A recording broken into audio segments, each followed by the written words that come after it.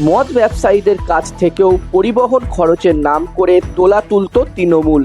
পরিবহন খরচের নাম করে 3 বছরে প্রায় 300 কোটি টাকা আদায় করা হয়েছে তৃণমূল আমলে, এমনটাই অভিযোগ করলেন পশ্চিমবঙ্গের মদ ব্যবসায়ীরা। মদের খুচরো ব্যবসায়ীদের অভিযোগ 2022 থেকে 2025 সালের মধ্যে পরিবহন খরচ বাবদ তাদের কাছ থেকে ওই টাকা নেওয়া হয়েছে।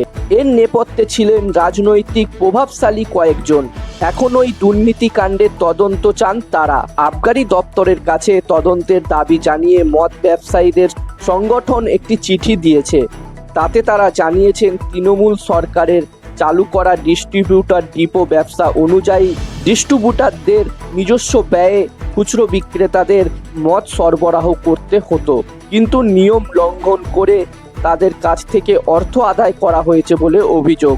পিটিআই জানিয়েছেন, সম্প্রতি আবগারি কমিশনের কাছে পাঠানো একটি চিঠিতে সংগঠনটি অভিযোগ করেছে, নিয়ম না মেনে খুচরো বিক্রেতাদের বিয়ার সরবরাহের জন্যই প্রতি বোতল বা ক্যানের জন্য 10 থেকে 13 টাকা পরিবহন খরচা দিতে বাধ্য করা হয়েছে।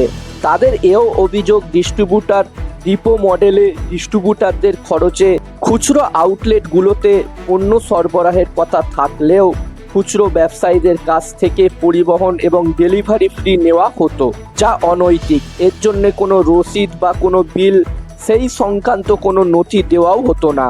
ব্যবসা চালাতে বাধ্য হয়ে ওই পন্থা মেনে নিয়েছিলেন খুচরো ব্যবসায়ীরা।